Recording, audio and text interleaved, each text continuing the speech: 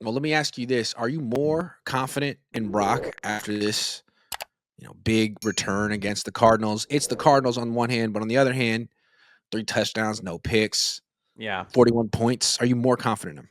So here's my thing, and a lot of people got mad at me for this, but he still looked the same as when he was turning it over. It's just he was playing fourth stringers. Like he threw like 4 to 5 really bad balls that if you play any other team with a starting set, even the Cardinals with a starting secondary, they're picking it off. Um, like he couldn't finish drives on short field again. Um, like it's just he didn't look like sure he looked good for coming back from injury, I guess, but like besides the George Kittle throw, I can't really think of anything that like stuck out. The Kittle throw was good, and then he went back into like, all right, I'm pretending I'm Patrick Mahomes, Brock Purdy again. Also, was the Kittle throw that good, or was it a good like pre-snap read, pre-snap adjustment? I mean, once you decided that you got Kittle one-on-one, man-to-man against that stiff linebacker, Yeah, I mean, he destroyed him. He threw it in stride, but so would every NFL quarterback. I'm not saying every NFL quarterback would have made that check pre-snap, but I feel like physically, Brock Purdy looked a little bit better than he did against Jacksonville. yeah, And I think it's interesting. We always talk about Brock, like, or the people that say he's a lot better than Mac, they say, what's the mobility, man? 2025, you have to have a mobile quarterback. And that's just such a yeah, differentiator between him and Mac. But I didn't see that kind of mobility from Brock Purdy. And I wouldn't be surprised if the rest of the season, the way he's approaching it or the way they've told him to approach it is don't scramble. Both times you've gotten injured, you've been scrambling. You got to not do that. You got to yeah, play like Mac. And it'll be interesting, like, who's better at playing that way, Brock or Mac? yeah. It's definitely Mac, but like, and that's the thing is like, sure, Brock Purdy beat up on a team that looks like they're completely giving up, but like at the end of the day, dude, like the issue is if they had a competent offense like the Panthers are going to have, it's not going to be that easy, right? You can't just continually not score in short field and just come away with field goals and beat teams like Carolina, possibly even the Browns, because they're going to have a way better defense. Like the Rams for sure, the Seahawks for sure. And then if you're talking playoffs, like there's not a playoff team they're going to be able to beat when you're not capitalizing on short field. So, Well, like, I think it's interesting. It was like the whole narrative with this game was, well, look at what Mac Jones did against the Cardinals week 3, 16 points. And then look at what Brock Purdy did against the Cardinals in week 11, 41. That shows you the difference in those two guys. yeah. Well, kind of, except that George Kittle didn't play week 3. And at that point, the Cardinals were like alive.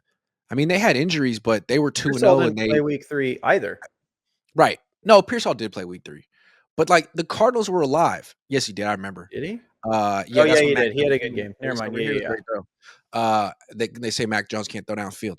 So since then, the Cardinals been in a tailspin. When you see them again the second time, like they know they're not making the playoffs, and that's where you get the 17 penalty performance. Like you didn't see And that from the Cardinals week 3. You see that from a team that's out of it, and the Panthers aren't out of it. They're not a great team, but they're not going to come to the 49ers to Levi's and just give the Niners the ball on the 1 yard line to start the game and yeah, just that's what I was going to say. Also, our 2 kick returns were for 98 yards and 42 yards.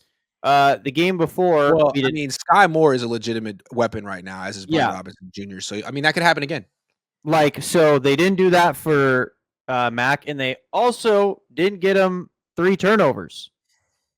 So, like at the end of the day, sure, Purdy's had more points, but he had a lot of opportunity to get those points. But it's one of those things where no, I'm not more confident. I feel like the Panthers are most likely going to beat us on Monday night. I have an ominous feeling from watching that performance. I mean, I gave him a B plus. He's very efficient. He did more than enough to win that game, but the mobility, the 10 yard split, that burst wasn't there, and yet you'd think knowing that he's compromised in that way, he's not 100% healthy, watching Mac Jones play for the last 2 months and seeing how he could operate, getting rid of the ball in 2.5 seconds, you'd think maybe Brock will play like that and throw the ball quickly and check it down to Christian McCaffrey, but he really didn't. His average time to throw was 3.3 seconds. He's it's the same thing. And he Yeah, didn't throw any picks, but he had at least 2 dropped. And so it seems to me that the turnover worthy plays are still there. The hero ball is still there, but the mobility and the improvisation is isn't not. really there. So I got a bad feeling of what this is what's gonna look like against playoff caliber teams, and Carolina isn't even one. Well, they're a half game out of first place in their division, so maybe they are. I remember you said it. Do you remember saying that in our preseason predictions? You said the Panthers were going to beat the Niners. You said this was the game you thought they would lose. Like this was a trap game for them. Which I genuinely think the 49ers are going to lose this game. I don't think we're going to get 3 turnovers.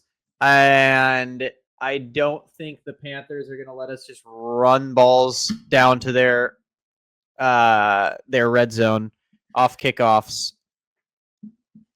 Here's my question with this game: if Jacoby Brissett, Bam Knight, Trey McBride, and Michael Wilson and Greg Dortch can put up 22 and outgain you by 207 yards, why wouldn't the Panthers put up 23? Why wouldn't they put up 24, 25, 26? I mean, why wouldn't they put up 500 yards from scrimmage? I mean, Ted McMillan's better than Michael Wilson. They don't have a tight end like Trey McBride, but Bryce Young is better than Jacoby Brissett. Rico Dowdle's better than whatever the hell they have in the backfield in Arizona. I mean, the Niners defense can't hold anyone below 20 points. Dude, T-Mac is going to be a problem in our secondary too. He is going to be a problem because they just play secondary. soft zone. They're not even going to be covering him, man. I mean, and there's no pass rush, so all Bryce Young has to do is wait until he clears, whatever coverage and hits a void. And Michael Wilson went for 185. He wasn't being covered. Are they really going to blitz this game? I mean, they tried that against the Rams and they put up 42. So I do think they should beat the Panthers because I don't know that the Panthers have really a defense that's going to stop an offense that has McCaffrey and Kittle, the But great. that's the Kyle thing is Shanahan. they don't. My issue is they don't need to. They only need to. They only need to like do what the Cardinals did, but not turn the ball over. Just True. force them to kick field goals. That's really true. I think the Panthers' offense can outscore our offense when we're playing the Niners' defense. And it's funny if it's a field goal game, I don't like the Niners' chances. I don't either. They just signed, They lost. yeah. Yeah, and I think it's so funny. Cut. This team has had so much bad luck this year, and yet they're 7-4 because they also had some great luck, and that's Mac Jones being way better than anyone thought, and Eddie freaking Pinheiro, and Dude, now he's he's out for a couple of weeks. And if they lose a game on field goals, it would just feel like some type of weird football karma.